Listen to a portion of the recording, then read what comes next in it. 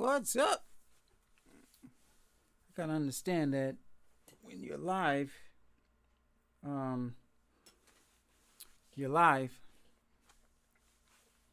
even if you think you're not live, you gotta be careful, man. So, what's up, people? How are you? Whoever is here, say hello, and glad you are here. Let me just get everything set so that I am not distracted.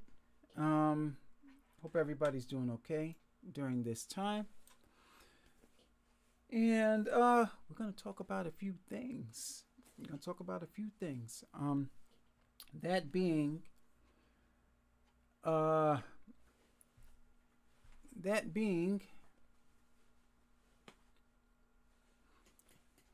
Pro Tools Carbon.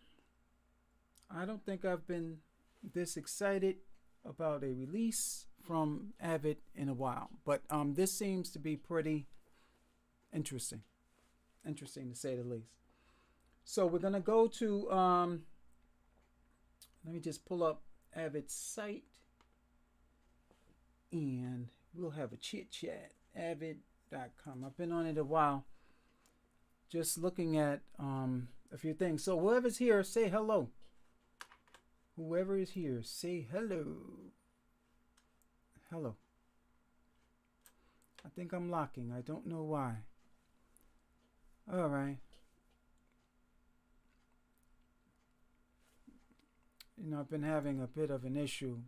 They're doing some construction in my neighborhood that is kind of botching up the internet. So if you see that I'm constantly looking back and forth, that's the reason why. Just trying to make sure I have and maintain a connection.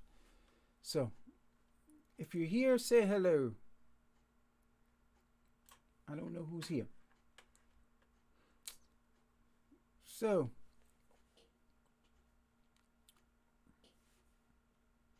yes, locking up. I don't know what the heck is going on. Who's here? Let's talk.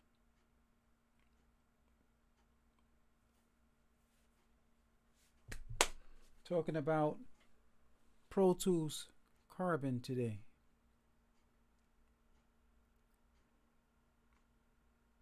I think something is wrong with my connection. Says excellent connection, but looks a little dodgy to me at times. So I will wait. If I'm talking to one person, that's good. Whoever's here, say hello in the chat, and we'll begin our discussion, if you will. All right. So I will wait a little while.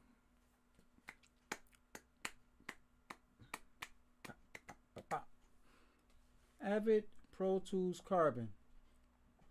Pro Tools Carbon. I got my laptop off to the left, so that's what's happening there.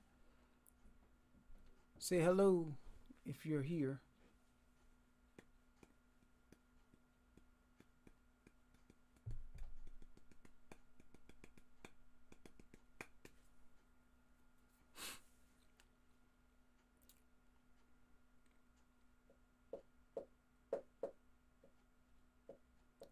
Who's here?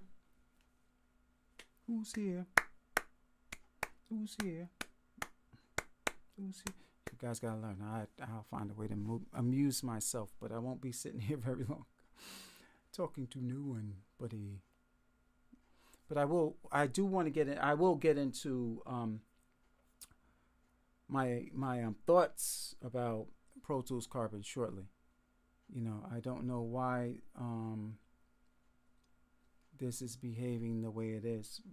I'm looking at the stream is constantly spooling, but I do want to share some information and my thoughts because Avid looks like they're about to make a charge towards staying in charge. When you look at Carbon and what it has to offer, this is quite the update compared to having an HD native system versus an HDX system. The fact that got cotton mouth. The fact that they have taken all of that power and horsepower and put it into one box, kind of important. So there's 4 viewers, 4 concurrent viewers. So can we say hello in the chat? And then we'll begin. I always like to start with finding out how everybody's day was going. So if I could find that out, then we'll get started. Who's here? Say hello in the chat. And I'd like to properly greet you. And we'll get started. Okay. So if you see me looking left, looking right, I have a computer on my left and I have my laptop on the right. Nathan, yo, okay. Nathaniel, yo, show. Hey, man. Hey, bro, you gotta have to. I wish we could interact verbally. I wish there was a way that we could do that. This way you could correct the way I'm pronouncing, whatever it is, what your name is. Nathan, yo, show. Nathan, yo, show. I hope I'm not botching your name up, but I'm glad you're here. I'm glad you're tuning in, my brother. Just tell me what you're up to. You look new to the live stream, what type of music you're into, so that we could have some level of intelligent dialogue. What does your setup look like? I'm going to get into my thoughts about Avid's newest release of Carbon. I'm going to get my beverage. So if you'd like to get yours, you can do the same. Because the brother be getting cotton mouth in a minute, boy. Nathan, yo, for show. Nathan, yo, for show. Tell me if I'm right, my brother. I think I am. The Birdhouse, hello from my brother or sister. The Birdhouse is hard to tell, but listen, hey man, I'm glad you're tuning in. Hailing from Austin, Texas. I haven't been in Texas in a long time. I have some friends in Dallas area. But yes, man, I'm glad you're here, man. The two of you. Oh, Nathan. Can I just call you Nathan for short? Just give me a thumbs up if that's cool, But you bought the TB12, the discrete compressor, and oh, cool, man. I'm glad I was able to help, man. Hey. Okay, cool. I'm glad, because the brother can get up here and start botching people's name, and then the next thing you know, I'm getting hate mail. So, don't want that. I get enough of that on the regular. But I'm glad you're here, really. Honestly, I'm glad you're here, man. And the TB12 and the and the Auratone. But let me ask you, what type of music are you doing? That's quite a setup. That's cool, man. That's cool. And yeah, I'm interested because it's I'm about community. This seems to be your first time tuning in to the live stream, but I'd rather have a back and forth rather than me talking at you. I'd rather dialogue with you, even if we are typing back and forth. Like I'm saying something and you're typing, but it's about dialogue back and forth, brother. So I'm definitely glad you're here. Because the brother ain't want to be sitting here talking to himself.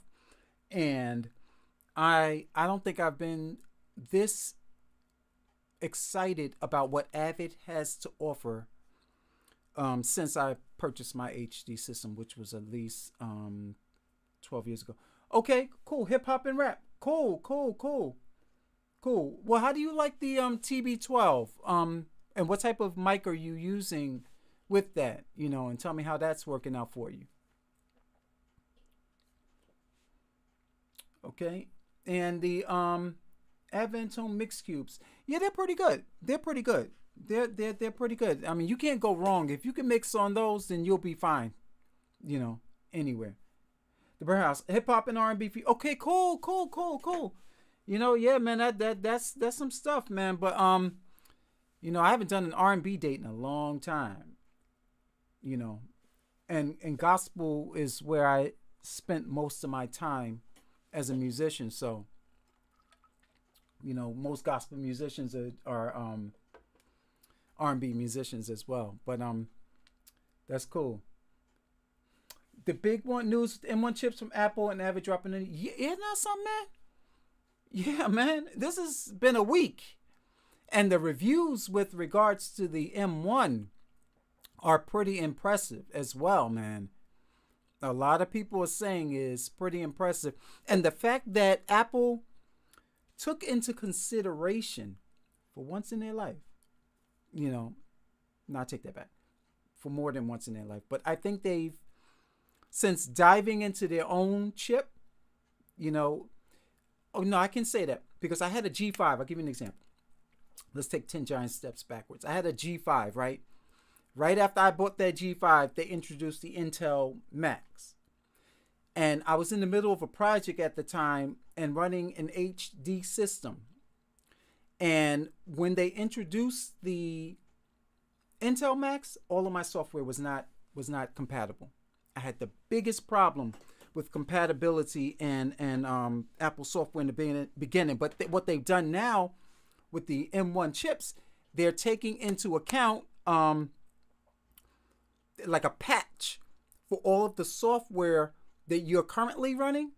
They've patched everything. They have a patch in place that will allow it to run somewhat seamless on their chip. So that's, you know, taking things way into consideration, you know. But let me just put my my chat in front of me really quick, and let's go. Okay, John 414, what's up, man? Just driving home. Oh, cool, man. Listen, I'm part of your evening drive. That's cool, my brother. I like that, you know. But I'm glad you tuned in, man. Really. Okay, and Nathan says, I was thinking about upgrading the mic, WA67, but I was just using the budget mic.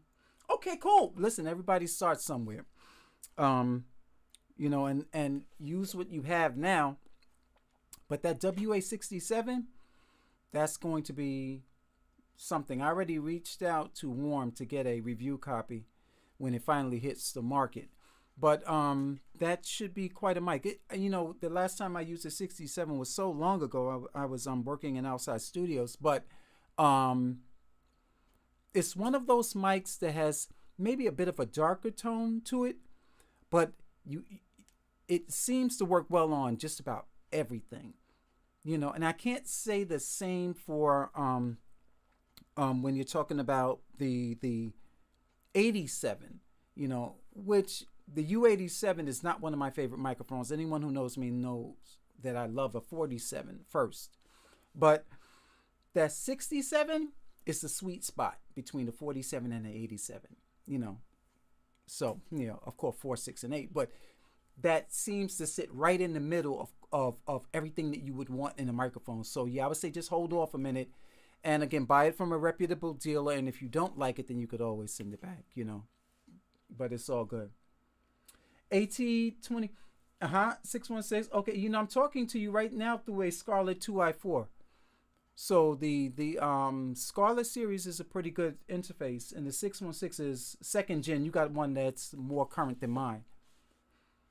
It's a bit sibilant, yes. Has a lot of hard, especially when I get to the master. Okay, well, there's ways of taking care of those problems, you know. If you're when you're talking about sibilance and a mic popping, you're talking more about mic technique. If you're dealing with singers, less so if it's you that's rapping and you're having that as a problem. Then it's a matter of you just controlling how to not overpronounce the S's and P's, you know. But if you're directing a singer, it's a matter of mic technique more often than not. If you find a singer that overpronounces their S's and, you know, can't seem to either throw their head to the side or move back when they're about to pronounce a B or a P, that speaks to mic technique. Oh, Mr. Pirate Brain, what's up, man? I'm glad you're here, man. Yeah. It's all good. It's all good. So yeah, I'm glad John is here and Nathan and Mr. Pyrebrain in the birdhouse, hailing all the way from Austin, Texas. But we're going to talk today about last week I did a video that dealt primarily with where you should spend your money if you're just starting out. Okay? Let me just go to my dashboard really quick. Excuse me. 3 tips. Excuse me. Brother gets the wins every now and then. 3 tips to building a more effective studio. And some of you, most of my audience is younger than I am. But when I was starting out, the always to buy the best, that money could buy. Now, most of you youngsters out there you guys don't understand how great you have it.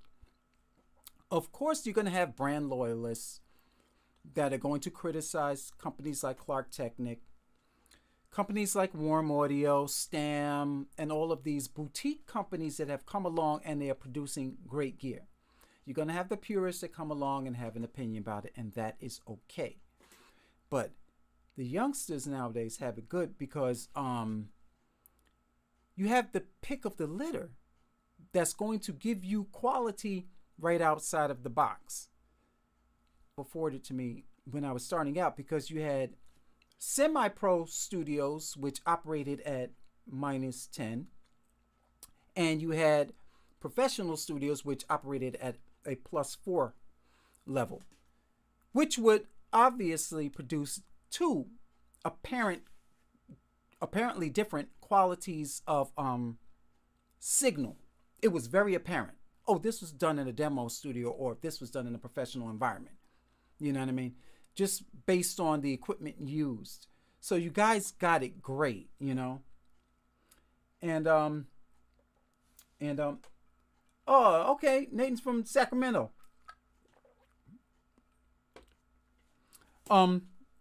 So with that in mind, here comes other companies that are okay. Let's take a giant step back again. Here comes Digi. I remember Digi when they first came out. They were called not Avid rather. They were called Digi Design.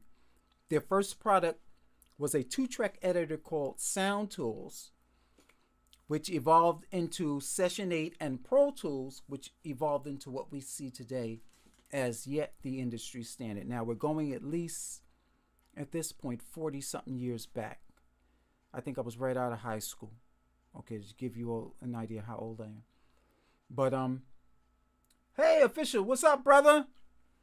What's up? I'm glad to see you here. But I have to do that from time to time, folks. So bear with me. I don't like ignoring people. They took the time out, and I value your time. So I have to look to the right, and if I see you there, I'm gonna greet you. So to give you an idea of how long Digi has been in the game and how long I've been doing this, but you're talking about 40 years of history. So it's no wonder that Digi has the hugest part of the pie. There's no wonder there. But fast forward to now. I think, they say that there's a saying that goes, you can hear the heels as an older person. You can hear the heels of, if you're like the guy that everybody's going to, they always are looking over their shoulder, looking and hearing the heels of the younger generation running up on them. And I think Avid was kind of anticipating that when what's the company? UA, excuse me, had a moment there. Universal Audio came along and was like, hey, we're making great gear. Let's try our hand at interfaces. Now, it's okay that you're the guy that everyone relies on, but I'm not saying this was a mistake on Avid's part, but Apple did this once upon a time too. They released their proprietary software as open source.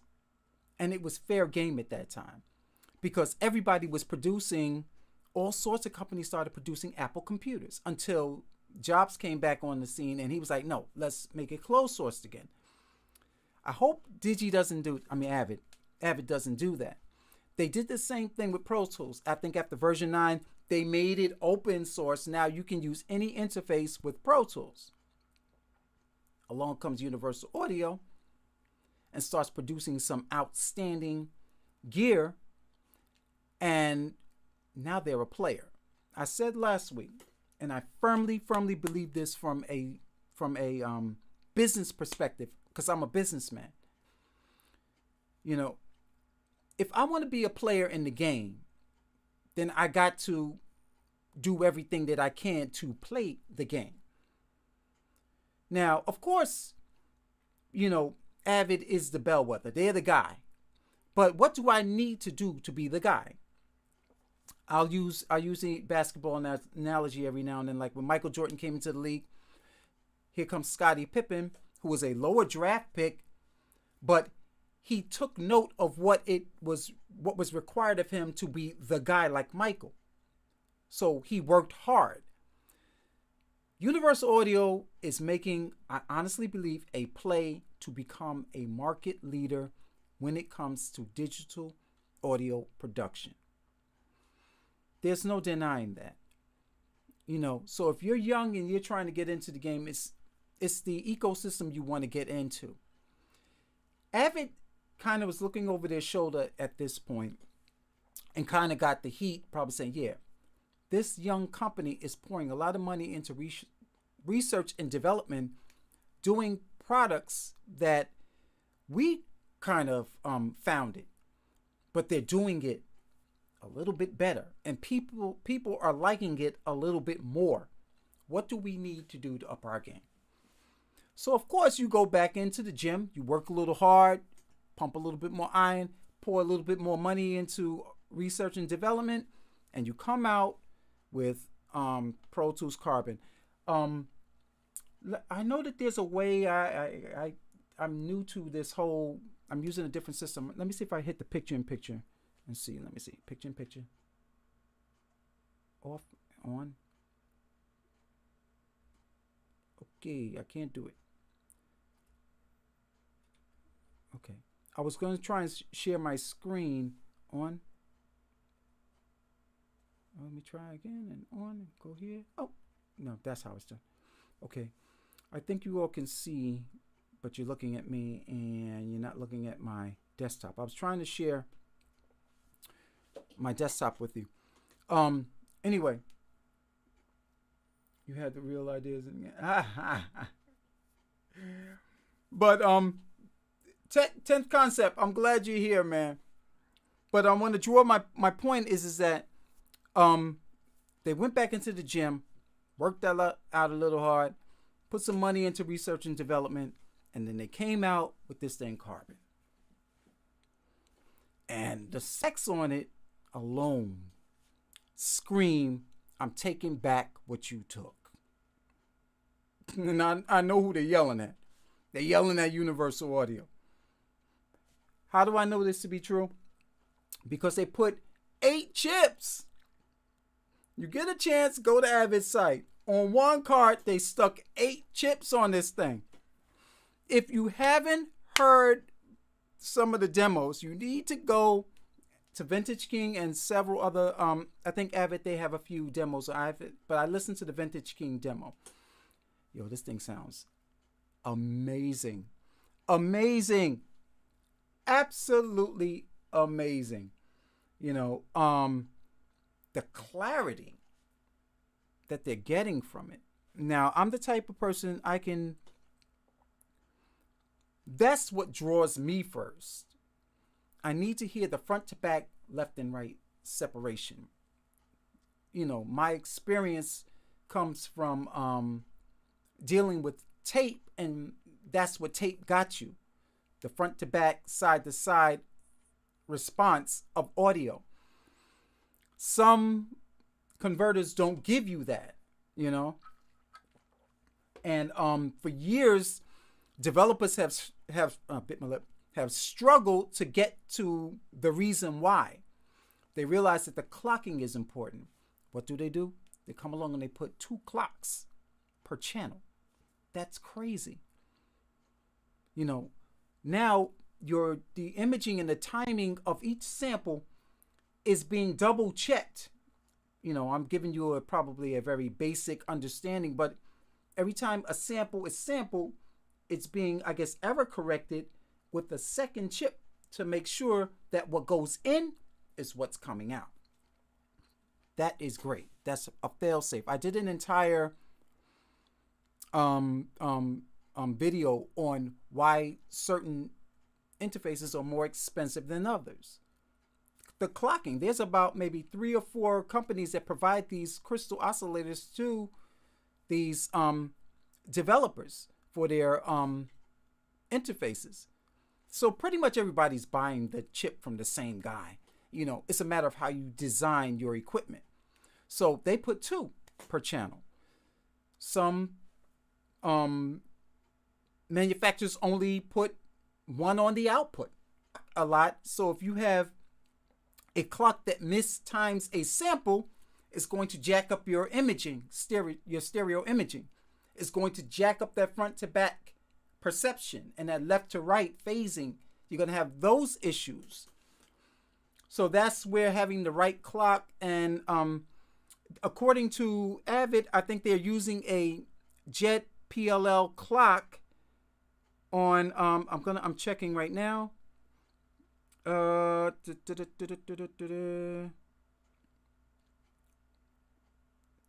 DSPs. Come on, folks. Give me the skinny. Give me the skinny. Gotta scroll all the way through all this information. I'm gonna go through all the with the spec sheet. You see full spec right here.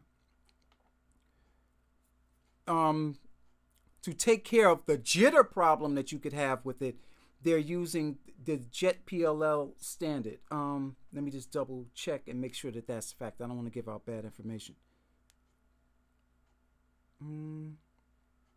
Okay. All right. I don't see it here. Okay. So I'll have to double check that. Excuse me, as being true. But having the right clock is going to give you the clarity that you need to have if you want pristine audio. That's why Antelope, which is a great company, Apogee, as well as Focusrite on their higher end models, you know, Universal Audio, they all get that. So that's where all the money is being placed when it comes to research and development, to make sure that we're able to provide our end user pristine quality audio going in and out. Okay, so I said a lot, but suffice it to say, Avid is not playing right now. I think when they had the money to really put their foot in it, the fact that they've produced this unit speaks volumes to where they like to take the whole idea of compact, powerful audio.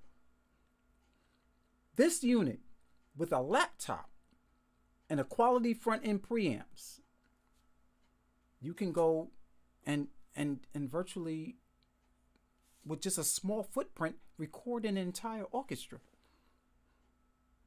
An entire big band can be recorded with just 2 of these, a laptop, a couple of hard drives, and some microphones. Yo, that says a lot. That says a lot to me. It's telling me the direction that they want to go in. Will they be phasing out the HDX system? Who knows? Will they be phasing out HD native? You know, who knows? I would say maybe, only because companies that are smart don't cannibalize themselves. You know, if you're hungry, you're not going to go and bite your thumb off and feed yourself. You know what I mean? No one would do that. No company would go out and arbitrarily steal market share from themselves by putting a product out that's going to directly compete with another product and take customers away from, you know, a potential price point. No company will do that. So in the future, we'll find out how that's going to play out. But for right now, they have quite a unit in the Carbon.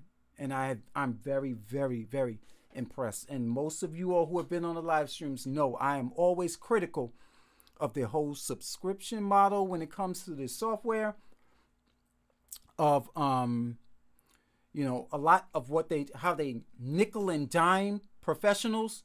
If you're a pro, you know, or if you're trying to turn a dime, imagine if you have a client, and I've had this happen, you know, and I tell them like this: hey, what version of Pro Tools are you running? I'm like, I'm running version 8 on my HD system. I just recently upgraded to 12 for my mobile system, but hey, you know, I'd rather work with someone else who has HD8. I'm like, what is in fact the difference? I mean, HD12. What's the difference? You know, if the standard in audio is still 44.1 or 48K or 96 or 192. the clocking is still the same. You know, the system does nothing. I'm able to produce the same level, but see, people get caught up and hung up on, you know, every little iteration that Avid releases, and they got the public thinking that the only way that they could turn out quality audio is if the studio is using the current standard. Now, granted, certain versions of Pro Tools have had upgrades that are necessary for certain people, but is it for everyone? And most of the people that I'm dealing with on an acoustic level, they're not concerned about that. They're just concerned with getting the information recorded in the best possible way, you know. But for some people, they need elastic audio, or they need this latest version feature rather that the version offers, because that's going to accelerate their workflow. I'm not the person, you know. So that's why I've stayed in the same place for a while. So let's get to some really quick comments really fast. 10th Concept says, it looks good. Glad I broadcasted about it. Thanks for being here, man. I appreciate you, brother. And the UAD is really Pro Tools done over. Yes. Pro Tools in the original DSP plugin. Yes. Yeah, you know, UAD, I'm sure they owe the thought of doing it the way they're doing it to, you know, to Avid. You know, that's like Mike Tyson not giving Muhammad Ali his props. Muhammad Ali is the guy. You know, Avid is the guy. You know what I mean? You got to give respect to whom, and honor and respect to whom honor and respect is due. So I'm sure Universal Audio is doing that. That don't mean they don't want to be a big player also, you know. So to your point, yes, you are correct. Here's a question from Nathan. He says, should I have my mix cues connected to my power conditioner, or have it in a separate outlet, or does it matter? It doesn't matter as long as you don't have any ground issues. The minute you start hearing, then yeah, you need to figure out what's causing that hum. But as long as you're not having any ground issues, that's point one. You know, point two, protect your equipment, folks. You know, good question, but you should have everything on a power conditioner. You know, because I have had situations where I had a blackout once. I was in the middle of a project, and you know, I have it on a conditioner that has a backup battery in it. So poof, went the lights. Everything went out but the computer. Now, if that was money, or if that was me in the middle of doing something that I knew had it to be turned in for a client, then you might have corrupted the files. You might have killed a hard drive. You know what I mean? So definitely have your things on power conditioners if you can. Pro Tools Carbon has the best converters. I'm still learning about that. I don't know if they're the best. You know, the reason why I'm saying that, because I'm looking at the dynamic range spec, and right now, let me look at that real quick. The analog to digital conversion is 126. That's on the way in. On the way out, let's go to D to A. It's 120. The dynamic range is only 120 decibels. So that concerns me a bit. I ain't gonna lie. The clocking will resolve any issues that one may have in terms of overall dynamic range. You know, in terms of you like, yo, what's coming out don't sound so great. I don't think that's going to be an issue because they took care of it with the clocking. Okay? But in terms of the overall dynamic range in and out, Universal Audio got them on that number in terms of the level of dynamic range offered to you as a user. UA got them on that one. You know, so to answer your question, the best converters, I wouldn't say. It gets down to dynamic range, and again, all these guys pretty much buy their chips from, I think, in terms of quality conversion, pretty much everybody buys their chips from about 4 chip makers. You know, they're providing the same converter chips to everybody. You know, I don't care if you're buying one a Mytek digital audio converter or if you're buying one from Avid. They probably all went to the same guy and, you know, bought the chip from him and put it in there and called it, you know, their, and which is their proprietary design, you know, as well as Mytek Digital and all these other companies that I'm talking about right now. But there's so much more that goes into the design that meets the eye, you know, and we don't want to dumb it all the way down to, oh, well, my converters are best by virtue of what? You know, what, you know, you have to, it's so much more that goes into it than who's the best. Although I have to tell you, Apogee makes some pretty nice sounding stuff. Really nice sounding conversion with Apogee. But that's been their game. You know, that's like, you know, again, basketball analogy, you being able to count on Michael to hit the last shot. That's Apogee. You know, they're going to give you quality conversion because that's how they started their business, as having the best 2-channel converters, you know. So what you're known for is what you're known for. Mr. Smooth, very concerning. Okay, let's go. I started there, but I want to say, Avid cannibalizes itself in every release with some new interface. Okay, that was your point of, and I have to agree with Mr. Smooth to a point, because every product that Avid would offer is a product for a particular audience, if you will, or a particular market. This particular product is aimed rather at smaller project studios or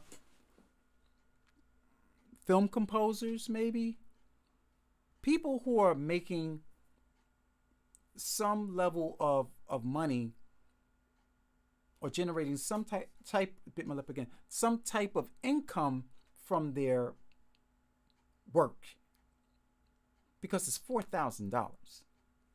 It ain't cheap. Okay, so they're not cannibalizing. They're probably trying to steal UA customers and bring them, hey, come back home. They're probably trying to do that. But within the company, I don't think they're cannibalizing, because you would have to cannibalize against yourself. And there's no other competing product at the $4,000 price point. Maybe, to Nathan's original point, with the release of the M1 chips, maybe they have been going out to lunch with Apple for a while, and they've been going out to dinner with the people at Apple for a while. Say, hey, what are you guys up to? Picking their brain. Oh, we can't tell you. Can't tell you what we're talking about right now, but we'll give you a hint.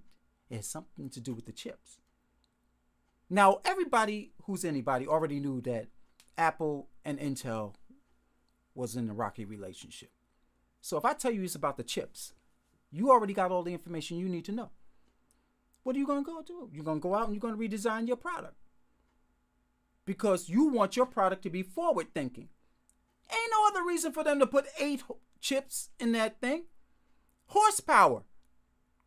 The M1 chip has got what? A ton of horsepower by all indicators, right? So you want to be, as a business person, you always want to think ahead. You don't want to stay current. Okay, well, Intel is the thing, and all of our HDX and HD native systems are Intel compatible, so that's where we will remain. That's retarded. That's self-sabotaging. If you're a business person, it's going to kill the bottom line. Why? Apple is moving forward. I want to stay with the people that I know most creators are with right now. So what do I need to do? I need to redesign my system to keep up with what you have to offer. That's all that's about. Combine those two together. Combine this carbon along with that M1. Tell me what you get. It's going to be an insane setup. Insane. I remember my experiences when I went from HD, regular HD, to HD XL. I was beside myself going from HD, just the regular, to HD XL. And I was like, it was a performance difference. And even more of a performance difference after I upgraded to an Intel computer. So Avid ain't doing nothing but trying to stay in step with Apple. That's all they're trying to do. Smart. Smart. Absolutely smart. So let's jump back to some questions. Mr. and Mrs. Smooth says, I love what Universal Audio is doing, but I must say if Antelope Audio ever gets their software game on point with their competitors, they will be in debate for some of the best conversion. Yeah, you know what? To your point, and that's a very good point that you're raising right now. I thought about that as well. I said, there's so many companies, you know, and this is where you can't be short-sighted, and this is where you need deep pockets to play the game. It's like being at a poker table. You know, you're going to weed out suckers in the beginning. Apogee, Antelope, Focusrite, Universal Audio, and Avid all put out quality product. But what's going to keep you in the game longer? Deep pockets. You got to have money to play this game, man. Listen, I designed a preamp once, right? Not I, but I got with someone who knew electronics well, and I drew up the business plan and everything. Thought about getting funding for it, and let me tell you what pulled the plug on it. I could have gotten the funding for it. I had some well-known people in my corner that would have funded the entire project. What stopped me? A, I did not want to get into the audio manufacturing game. I didn't. As promising as this product looked, I didn't. I got the prototype and everything. Okay? I'll probably post a picture of it. It's in storage right now. But it's expensive. I didn't want to be going to the AES show, buying a booth, taking out ads, reaching out to all these different reviews. No, that's not who I am.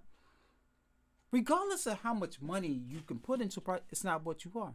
So, to your point about Antelope, as well as Apogee and Focusrite, the problem that these companies are having right now, I think, is that Universal Audio read the tea leaves right. They got it right. Their console interface is absolutely beautiful to look at. Now, call me trite, call me shallow, but if you're sitting in front of a computer for any duration of time working throughout the day, you don't want to be looking at something that's corny. Or you got to navigate, and some of the console interfaces, and the way software interacts can either move your day along quick or not. So Universal Audio understood that. Here comes Avid releasing their proprietary software to the open market. They managed to marry those two well. Now, Universal Audio is probably trying to make a play in their Lunar digital audio workstation. Now, if they can get enough top people to start using it, or if they can make the interface better than what most people are using, which is the industry standard Pro Tools, that could be a game changer. I don't see that happening anytime soon. Why? Because software developers cost a ton of money. And chances are, who got more money to play this game in the long haul? Avid does. You know, you got to think of it from that perspective. So what they've mastered is the power plugins. I'm sorry, folks. I don't think anyone has gotten that down to a better science than Universal Audio. It's where's your focus as a company? And don't you think that by Avid releasing Carbon, they realize that? Hey, we better keep our eye on these guys, man, because they ain't playing. They gunning for us. You know what I mean? We can't turn our back on them anymore. Because they got Mick Gazowski and a whole range of top producers being gassed out by their stuff. So we need to up our game. That's what they've done. That's what they've done. You know what I mean? So here comes Carbon. They're like, yo, we ain't playing. We got money to play this game. So this is what we got. What you got? That's what they're saying. And think about how Antelope, Apogee, and all these other companies must feel like, nah, damn it, I didn't make it to the party again? Again? Now, how do I position my product to compete directly with this? Because sound is now subjective.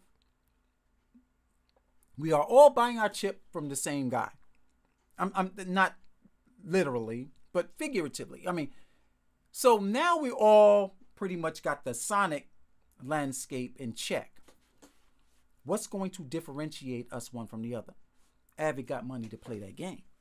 Now they forcing, it's like, you know, like when I don't know how to play poker, but you know, like when I think you could call somebody correct me if you're a poker player. You know, like when you, yeah, I got, and you like, what you got?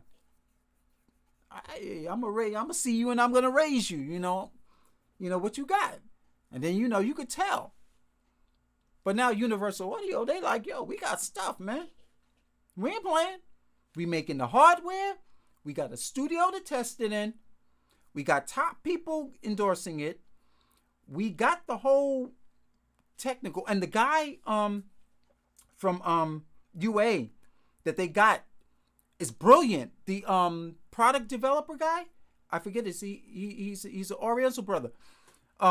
Smart. Not only is he smart, he's an outstanding musician. And he can clearly and concisely explain the functioning of their product. Clearly and concisely. From a technical perspective. If you don't have people out there that can do that, as a company, you're going to struggle. You're going to struggle. You know what I mean? So, yo, UA ain't playing, and neither is Avid. And Avid ain't playing because they're like, yo, we see what they doing, man. We better start keeping an eye on these guys, or they're going to be trying to steal more of our market share. So if you're just starting out, yes, I say get into the UA ecosystem. Because they're not going nowhere no time soon, folks.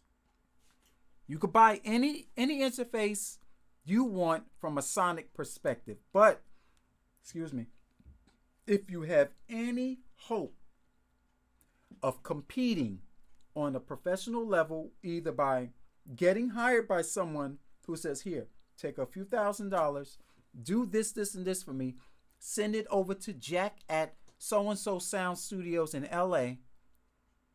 You got to call Jack before you get started and say, hey, what system are you working with? Because if all you got is Logic Pro X and he's on Pro Tools and he's used to dealing with powered plugins, he wants to be able to copy your system. Or if he's working in Luna, you got to be consistent or you won't work. Logic Pro X can run circles around Pro Tools. And finally, they got it right.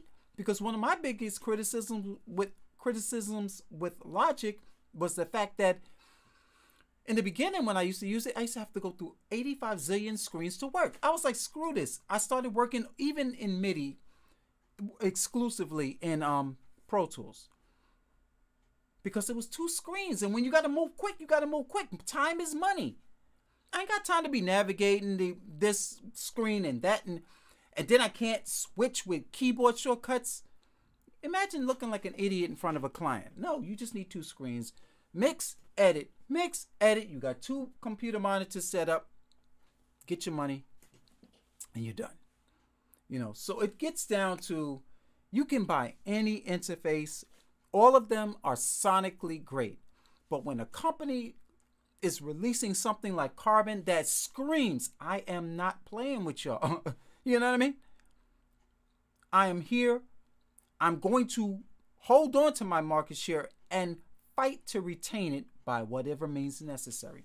So that's what this release says. To me, at least.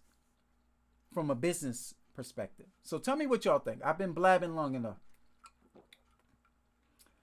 Nathan raised another good point, and I'm gonna jump back to Mr. Pirate Brain in a minute. He says, Luna is Mac only, and a lot of UA gears towards Mac too, because of the drive's incompatible. Yes, that's another good one. That may kill them. That's something that I believe they will address, though. You know, if I don't think. And I don't know the number, so I'm not quoting any level of accuracy. So I don't think there's that amount of Windows users using Pro Tools to warrant them being so concerned about what happens on Windows. I'm talking about Windows, Pro Tools, Windows users. Most Pro Tools users that I know are on a Mac platform. And I've had my share of nightmares trying to run a Windows system. Cubase has the Windows market locked up because it runs well. You know, you got to know, you know, what's going to work for you and why. You know, if you're steeply invested, you got to go out and buy a system, and you're deeply invested in a Windows computer, then yeah, it makes sense just to go ahead and get Cubase, which is, again, a good DAW. I started in Cubase with the little key. Yo, brother got stories, man. I used to have this key. A friend of mine, Glendora Reed, great vocalist, as a matter of fact. She's the sister-in-law of Dana Reed. Dana Reed was the music director and great producer for Glorious Records in Nashville. And I've known Dana almost all my life, and he introduced me to Glendora, who is his sister-in-law. Glendora got me started in on Cubase. And that's when you used to have to use a little dongle in the side of the computer. We were all on Atari computers at the time. That tells you how old I am. But, you know, all of the software was on this little plastic dongle that you had to stick in the computer. You know, so Cubase has been around for a while, so they've got it down to a science. They are another good DAW to look into. Okay, and let's move forward. B. Smith is in the hizzy. What's up, brother? You know, I gotta talk to you, man. I'm gonna put Brooklyn on blast now. This is for my people that's tuning in Texas. Yo, Brooklyn is cutting up. Y'all cutting up, Brooklyn. You're gonna have to calm it down. I'm watching the news yesterday, and they shooting up Nostrand Avenue, and a poor 70-something-year-old woman, bullet go through the bus and pop the lady in her face. Y'all gonna have to calm it down in Brooklyn, all right, brothers? So I think we need to get a stop the violence thing happening. You know, shoot a brother a private message. I'll put you in touch with some people. I know they got that situation happening. Maybe we're gonna have to come to Brooklyn and calm it down. But yeah, man, they cutting up in Brooklyn, B. And it's not funny. I'm not, trying to minimize the input, but yeah, that's some stuff, man. I mean, we cutting up uptown too. Don't get me wrong, but yo, man, it's like I've been last couple of bad reports that I've seen have come out of Brooklyn. So y'all are kind of like, we're gonna talk, brother. We're gonna talk. All right, but yeah, man. So keep Brooklyn in your prayers, man, because that lady, luckily she's going to live. But I digress. Yeah, it's getting crazy out there, man. I think everybody's going through something. Okay, let's jump forward. Stefano! Cubase. Oh, he said, I still remember using that for... Yes, right, yeah. You remember with the dongle then, right? Yep. And there's another artist I was working with, Alan Glover, saxophonist. You all heard me. I've worked on out of the 4 albums, 3 of Alan's records. And yeah, Alan bought my Atari, and he soldered the RAM onto. He was always Frankensteining something together, but he got it to have a little bit more horsepower, man. But nevertheless, yeah, man. Yeah, that you. Oh, you do. Okay, cool. Yeah, man, you taking a brother back. The youngsters probably on here like, yo, what you talking about, man? You know, they don't know, man. We had it hard, B. We had it hard. You know, I got stories, but I'm gonna stay with the Pro Tools. Carbon right now. That's what we're talking about. Armando Garcia is in the house. Everybody say what's up to Armando. Oh, okay. I'm jumping back after greeting Armando. Mr. Smooth says he doesn't know about Luna, but I had Apollo on a piece. Really? Okay. Let me know how that's working out. Because, listen, I'll give you all a PC nightmare story. I was working with another great vocalist, Dawn Bino. Look her up. Dawn Bino. Atlanta. Yeah, man, I was like 4 songs deep into her project. I was working in, I think it was Logic. Again, with the dongle, the little gray dongle, and I had it on the PC. So one night I'm working, I'm finishing up this song, and you know, you get the blue screen. I was like, oh no, because now this is back in the day when, you know, hard drives weren't that quick, and I think I was stressing the hard drive too much and asking it to do too much at one time, and I got the blue screen. No problem. I rebooted. I lost 4 songs, man. 4 songs. They say, you've never seen a grown man cry? Ask my wife. I cried that day. I had to call that woman and tell her I had to start over. Needless to say, I got fired. Fired. No, you're not starting over my project. It's like you lost all the information.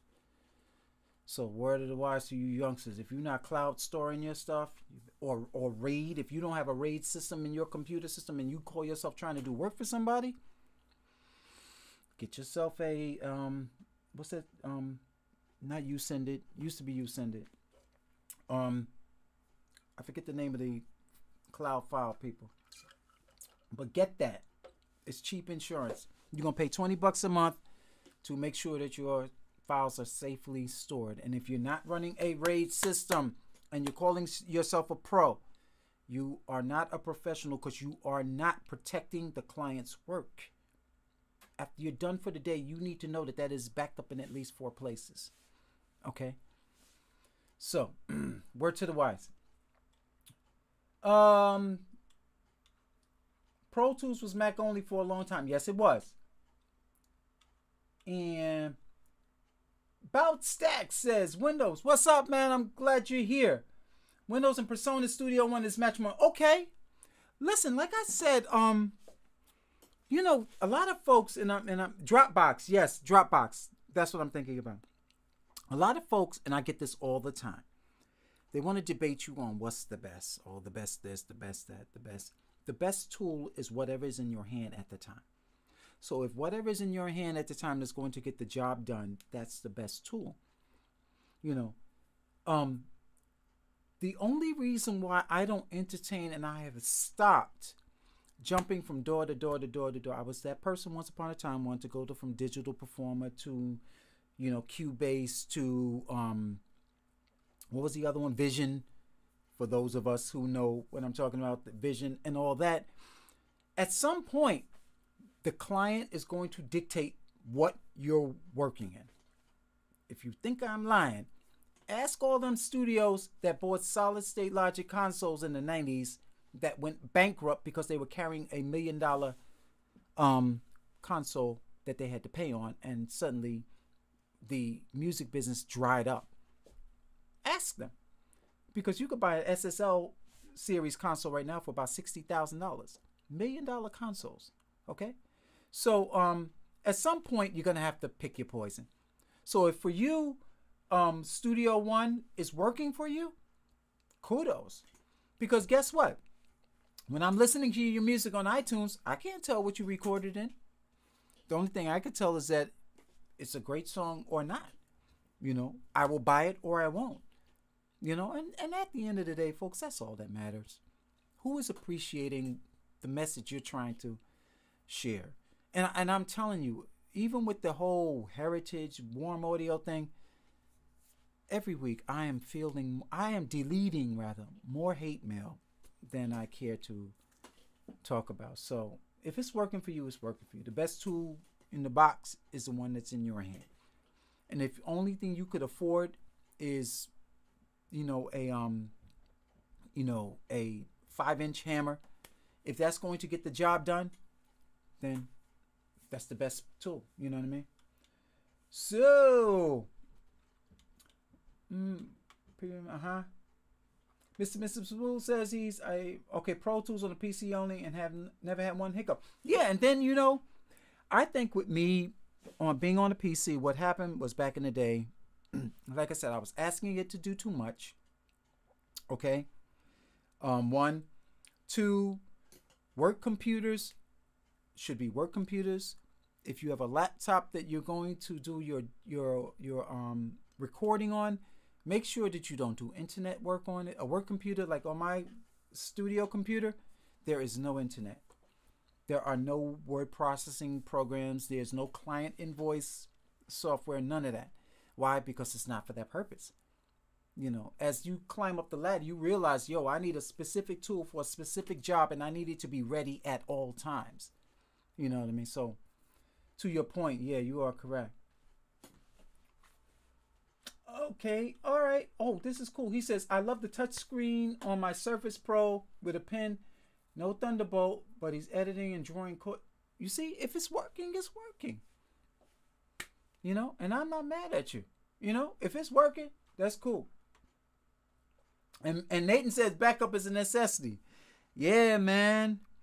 I got another story for you. I got some people that really look out for me, and I got this really big project with a very well-known singer. I'm not gonna call her name. And the budget was large enough that I could hire an assistant, right? So, and it was a video audio sweetening project where I had to sweeten the vocal to be laid back into the video, which the post house was going to use. It was for a project I will call the program the channel. It was for VH1, and man, and we were working with Lacy drives. Do not buy Lacy drives. I'm telling you right now, you are playing with dynamite. Again, it was about 100 and something tracks because it was a full band. It was full band. It was a lot of stuff. Choir. It was big. It was huge, right? Huge project. I had over 100 tracks. I guess the drive couldn't keep up and it stressed. I left the mixing chore to the assistant. The next day after, because I'm just doing all the groundwork, he's doing all the heavy lifting, I had to talk to the person who was producing the project, not knowing what the assistant was doing. We called it a night. Okay, good night. The next day I go downstairs to check the work. What happens to the Lacy drive? It didn't boot. This was where the video was of this child singing. I'm like, oh God, where is, restart the computer, didn't boot. I'm like, oh my good sweet baby Jesus. I go and I look. Now in Pro Tools, you could spread out everything on with their disk allocation. For those of you who know, if you have multiple drives, that's what you should be doing, which I did. Now, I assumed that that's what was going to be done with the assistant. Turns out he ran the video from the audio drive. No. Because video is, you got to read, the screen rewrites on it is a lot more stressful on the computer to do both at the same time. I'm having a coronary. He's like, relax, relax. I triple backed up everything. Where? He backed it up to like about 4 locations. He stood behind and did that. He was backing up as he went along. So my point is that you must have a good standard practice. You know, I patted myself on the back for hiring this guy because I knew he was reliable. But, you know, my work habits and his at the time weren't the same. Even though he ran it on this, like it's backed up as an entire file at this location. If you go to that hard drive, you will see it. Sure enough, it was a neatly packed folder with a whole lot of files in it, audio as well as video edits, as well as fade files. Huge. I had to respread everything out. But the point is that I did not have to go back to the client and cry, I made a mistake again. So to Nathan's point, get yourself a whole lot of drives. When they fill up, save them, put them in a safe place, archive them properly, and definitely do not use LaCie drives. I don't care if it's USB-C. I don't care if it's Thunderbolt. Do not use those drives for professional audio or any audio for that matter. With me, burnt once, twice shy. It was like with the PC. The next day after that PC crashed and I got fired, the next day I went out and I bought a Mac. I was like, never again. You know, so you got to learn your lesson. Back it up. Back it up. You know what I mean? So let's move forward. And to be fair, Warren, no internet on my PC is strictly for studios maxed out. Yeah, you got to do that. You know, if you're gonna be doing any level of serious work, you have to make sure you have a work computer, and your work computer is just for that. So, any questions about the comparison between Carbon as well as Universal Audio's 8-channel unit? Any questions or not even a question? Any comments, I should say? You know, because from my perspective, it looks pretty good. I'm in the middle of an upgrade. Many of you know that I've redid the studio, but I'm still using HD on a PCIe computer and a Mac Pro. I'm going to be upgrading soon. I hate upgrading an entire computer. Those of you who know me know that I can't. And it's just so expensive.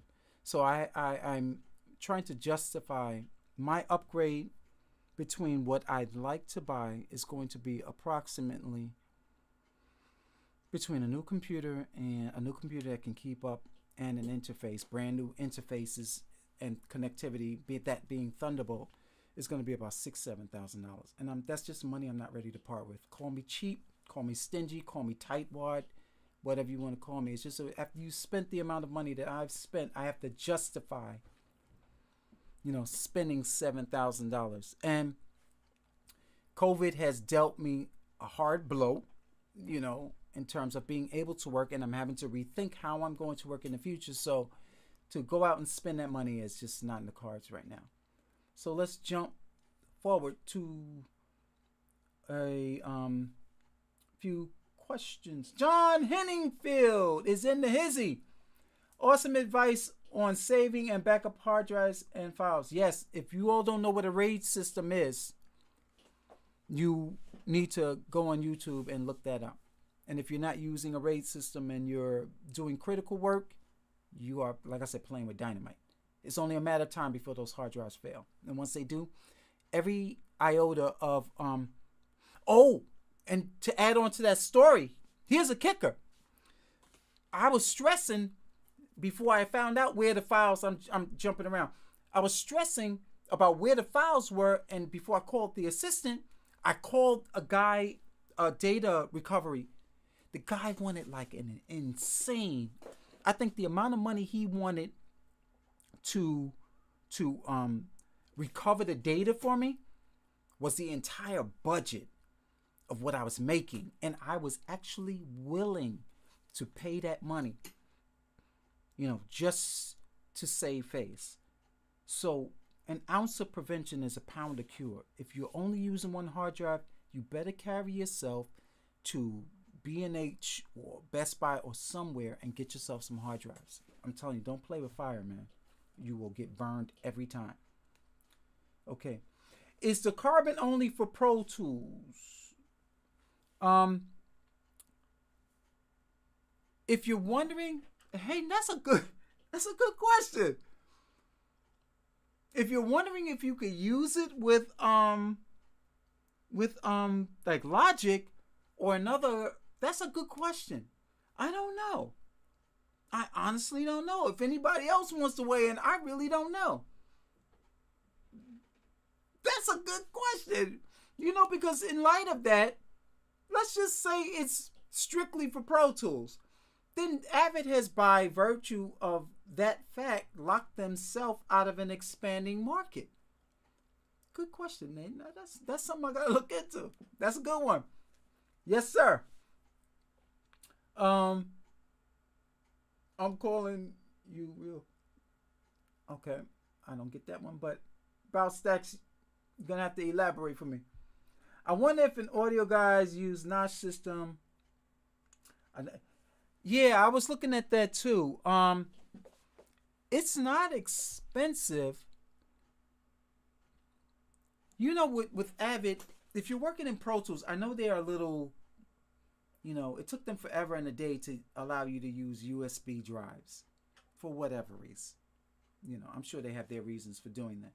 But that notch system, which I've been looking at also, because again, every time my hard drive fills up, I've gotten to the habit where if it's filling, I buy a new one. And right now I put you this way. I got one of these things like this. Let me show you. One of these filled with hard drives. So I know that has to stop. It's just that's been my workflow.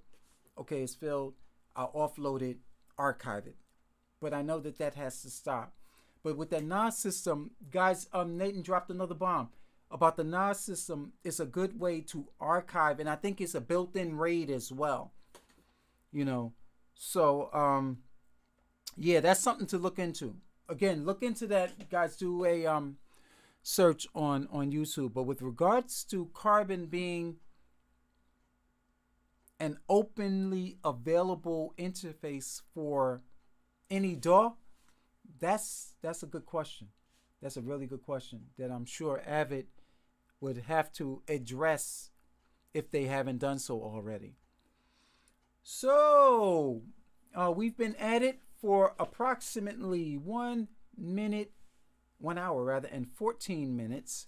It's been a lot of fun talking to some of the newer folks as well. I really appreciate everyone for being here. Armando, I haven't seen you in a while, my brother. We need to connect. Shoot me an email just to say what's up. Tell me how you been.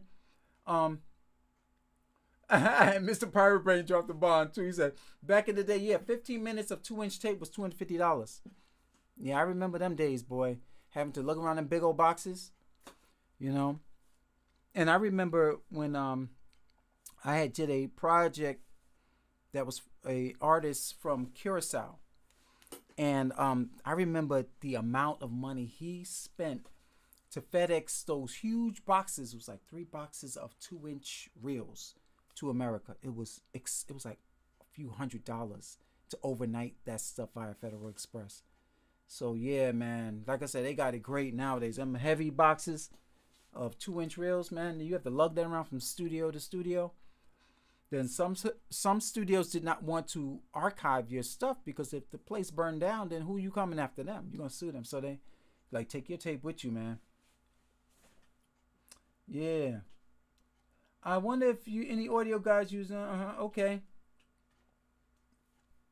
All right, and any further questions?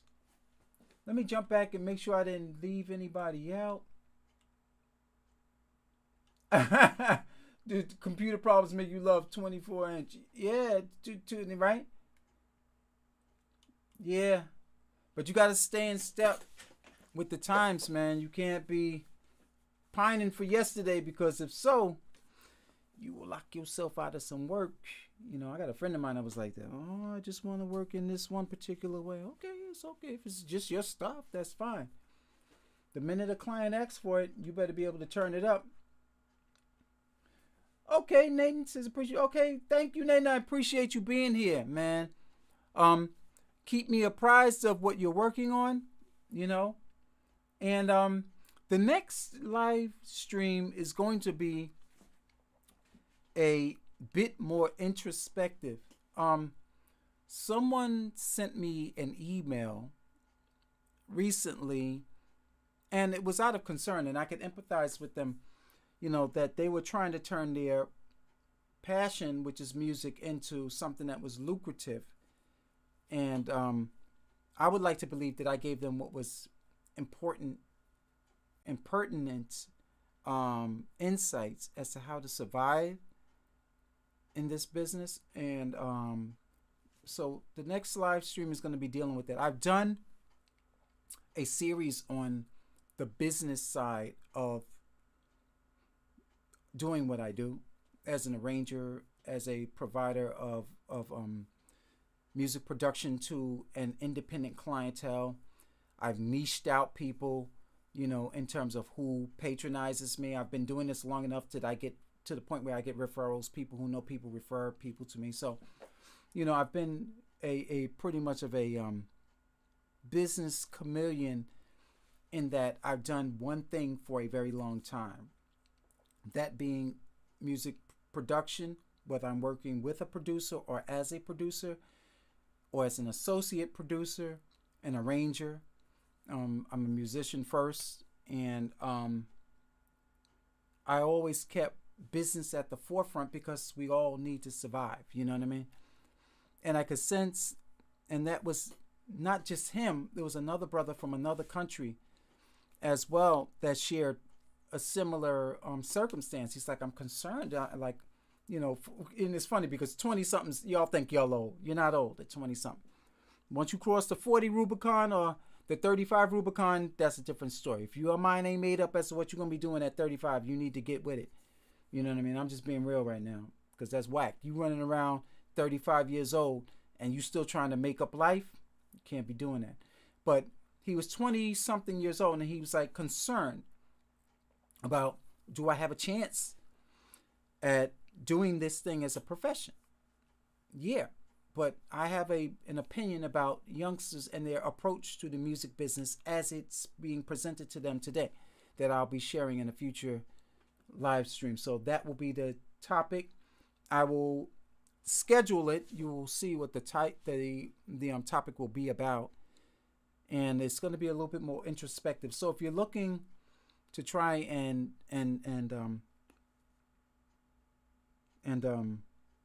have a career, if you will, in music, then you got to reprogram the way you're thinking. I'll say that, and then I'm gonna stop. So any further comments about Avid's Carbon? It's got me open, y'all. It's got me open because Carbon is like impressive. And the sound quality, the only thing that's keeping me from saying yes right now in terms of an interface that I am considering, is that I need 16 channels. And I'm not buying 2 of these things. I will not give Avid $8,000. Nope. And a computer, I just can't afford it. Then I'm back at an HD system all over again. You know, and right now, my work has slowed so much so that I have to rethink. You know, I'm not about to go out of business, because you prepare for downtime, you know, and if you're a smart business person, that's what you do. You prepare. No one stays busy forever, even the greatest of them all. You don't stay on the mountaintop forever. You got to prepare for downtime. But I'm not prepared to spend $8,000 on new equipment, and I can't make that money back immediately. You know, so it's causing me to have to rethink my value proposition as a business, as well as what's next, because you got to be prepared for what COVID is bringing us. And all indicators say it's not too good. So If there are no further questions, I will take one or two more. I've been at it for 1 hour and 21 minutes. Any further questions with regards to carbon? Oh, so if I have to reach for something with 16 channels, this is what I'm inclined to do. Will I give carbon a shot? Yes. I will find a way to get to either the nearest Pro Audio dealer to me now is Pro Audio Design, Dave Malikpour and them up in Boston, you know, or I will find a way to work with a company like Sweetwater to get me a unit so I could review it in my own space, or SoundPure or one of those companies. They would have to allow me to set it up, put it through its paces in my space, and allow me to be my own judge as to whether or not it's going to work for me or not. Right now, I'm leaning in the direction of the Universal Audio X16 because I need those channels. I just need, because that's the level of work I do. Can I do an in-depth review of the Warm Audio mixed bus compressor? I'm going to have to say possibly, only because as I've been putting it through its paces independently, I've noticed that there's a certain genre of music that it works on very well, and others that it doesn't treat so kindly. You know, there's some redesigns that you can do that Warm can make in terms of the attack time, in terms of the overall release time, that I think would allow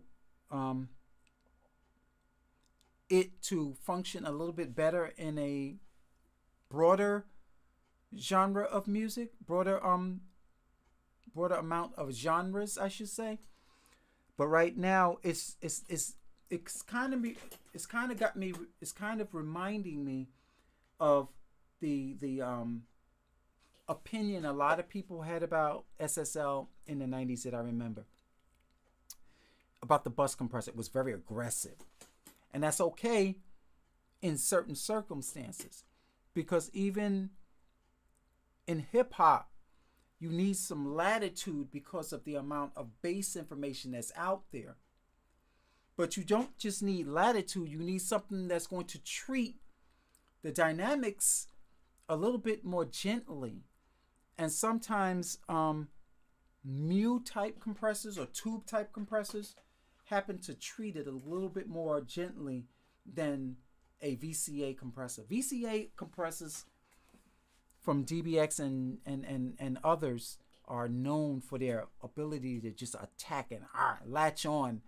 And when they latch on, they may give you that knock that you're looking for, but that's not for everything.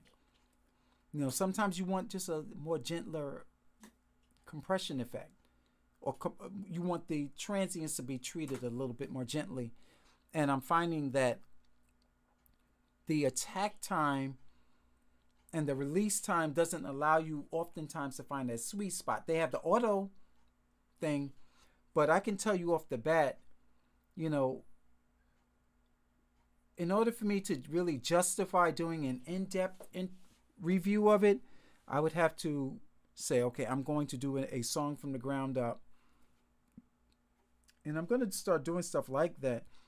But it, you know, it costs money to hire singers, you know. That melody rate thing, you think that was cheap?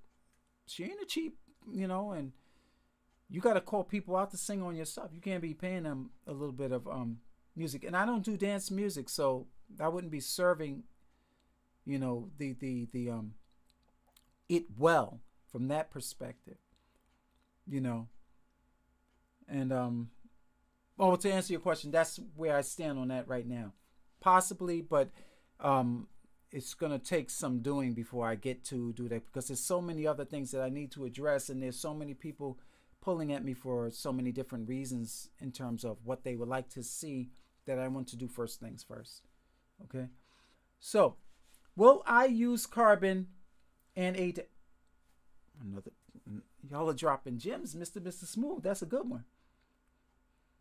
I would. Here's the reason why. They have double crystal clocks on the conversion. So even I think if you used a Focusrite Octopre and you made it the slave and clocked it to the carbon, you're nearly guaranteed pristine audio. And if you don't like the Octopre sound, you could front end it with a outboard preamp. So yeah, man. That's a good one, man. That's a good question. I really like that one. Yes, I would use carbon with an ADAT. Will I do it by default? No. And the reason why is that here's something that has happened. And here's a concern, I should say. And I've had this happen. Whenever you're clocking something, right? An ADAT optical to as a slave to a master, if by any strange twist of fate, let's just say you get a hiccup in your electricity in the wall that causes your 120 to drop down to 118 for a minute, and that your equipment responds to that drop in voltage real fast, it can cause the clock to miss time for a second, which can destroy the sample that's being sampled at the moment. You know what I mean? So there's always a danger of doing it that way. I would much rather have it all in one location, that being on the X16. That's my preferred workflow, as opposed to daisy chaining things. Because yeah, if you miss time, if the clock miss times for a minute, then you can have a problem. The Big Ben, yes. The Big Ben clock is still a worthy option. Definitely a worthy option if you're going to have multiple digital sources in your studio. So with that in mind, it's 1 hour and a half and I've got to go. So I've enjoyed talking about carbon. There's a lot of stats that I would like to cover, which I probably will in the future because it looks good on paper. Is it for everybody? Apparently no. They know who they're aiming this at, and they know who they're trying to attract with this product. I do think that it is a worthy opponent to anything that Universal Audio is putting out right now. If I have to say, well, who are you directly competing with? Trust me, they're looking at UA. They're looking at UA. There's no doubt in my mind. So I'll take one more question. Mr. Spoof says, I was actually thinking of calling Sean to Sweetwater and try it out, but I would need 2 as well. Yeah, that's a lot of money. That's a lot of money. That's, and they not, trust me, he'd be side-eyeing you. You drop that $7,000 and you be side-eyeing. You talk about, yo, this ain't working out, B. You gotta take this thing back. I ain't gonna get into all that. But yeah, but I know they be like, yo, but crying, why, it's affecting my commission and all. Yeah, but if it's not working, it's not working. Sorry, take it back. Give me my money back. Ask me how. I know I've had that situation with them before. So it's been a pleasure too, man. I appreciate everyone for being here, really. And when you get a chance, look up, according to Nathan, about the NAS and setting up a RAID and staying away from lacy drives and getting on Dropbox. All of these things are important if you're trying to ensure the integrity of what it is that you're doing as a professional. And Avid has upped their game, upped to the 10th power, with the release of Carbon. I am truly, truly impressed with the design, the functionality, And I have to say again that I haven't been this excited about seeing a product come to, and I'm sure they would have released it at this year's AES. I know that for certain, but we didn't have an AES this year. So to roll it out the way they did, it's like hitting someone over the head with a sledgehammer. You know what I mean? Not only did they hit the industry over the head, the potential consumers. Trust me, Avid is like, UA is probably like, we gotta release our octa-core. Look for that next. UA is gonna have not a hex core, an octa-core interface out shortly. We know it. It's bound to happen. So get your pennies ready, folks. Because you're about to drop some kizzy ash. You know what I mean? And rightfully so, man, because these products are really good on paper. I've heard the carbon, and I trust Avid's judgment in what they're releasing. So with that in mind, look at the spec. In the comments after you check that out, just leave me a comment about what you think on the whole. And I'm going to sign off in a minute. I appreciate, but not first without saying I appreciate each and every person who tuned in. I value your time. I value your input as well as your comments. So with that in mind, I hope everyone has the best evening ever. Okay? You guys take care.